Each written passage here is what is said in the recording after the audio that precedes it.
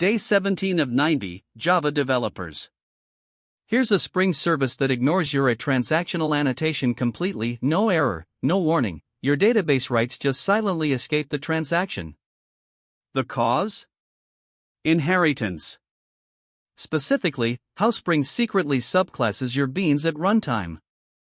Today we're going deep on inheritance, not the textbook "a dog is an animal" version, but the production version, how the JVM picks which method runs, why CGLIB proxies break your mental model, and 3 rules that keep enterprise hierarchies from collapsing. Let's go. Start with the foundation, dynamic dispatch. When you call entity.save, Java does not look at the variable's declared type, it looks at the actual object on the heap at runtime. Declare base entity e equals new user entity, call e.validate, and the JVM jumps to user entity.validate every time. This is polymorphism, and it's the engine Spring, JPA, and the entire framework ecosystem run on. The variable type decides what compiles. The object type decides what executes. Burn that distinction in. Now the trap that wastes hours. You write at service class. One public method calls a sibling method annotated at transactional through this .process payment. You expect a transaction. You get nothing. Why? Spring wraps your bean in a CGLIB proxy, a generated subclass that intercepts external calls to open transactions. But this is the raw object, not the proxy. A self-call never leaves the object, so the proxy never sees it, and the transaction boundary vanishes.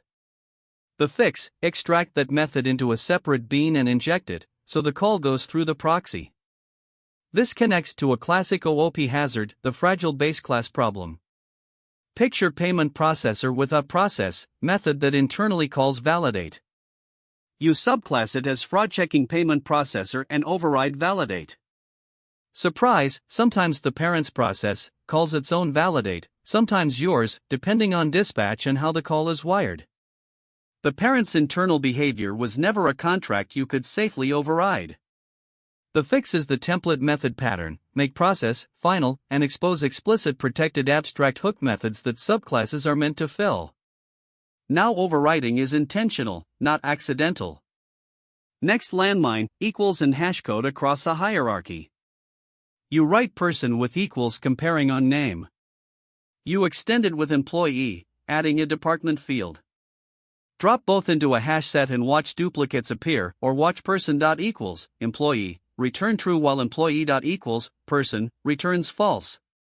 That asymmetry violates the equals contract, and hash set, hash map, every collection that trusts it, quietly misbehaves. This is the Liskov substitution principle biting back. A subtype that breaks the parent's promises is not a safe stand-in. How do you fix it? 2 real options. 1. Make equals and hashcode final in person, so subclasses can't break symmetry, simple, safe, but department never counts toward equality. 2. Implement equals correctly in employee using a getClass, check instead of instanceive, so a person and an employee are never equal in either direction. For JPA entities, the pragmatic answer is usually equality based on a stable business key or the ID, never on mutable fields, and never auto-generated by your IDE without reading it.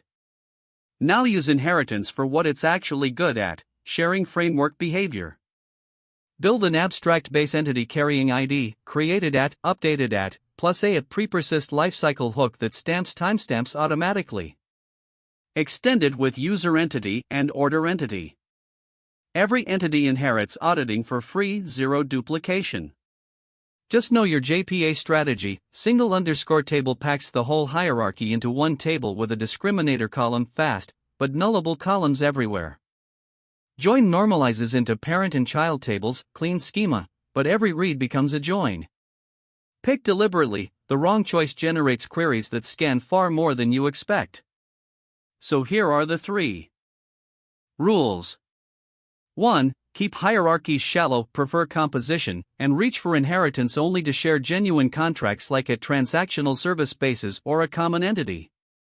2. Never override a method whose internal callers you don't control, make those base methods final and expose explicit hooks. 3. If you override equals, respect symmetry in the Liskov contract, or your collections lie to you. Inheritance is a promise that your subclass is a drop-in replacement. Keep the promise. Day 17 done. Inheritance isn't code reuse, it's a behavioral contract the JVM, Spring, and your collections all depend on. Override responsibly. Subscribe for day 18.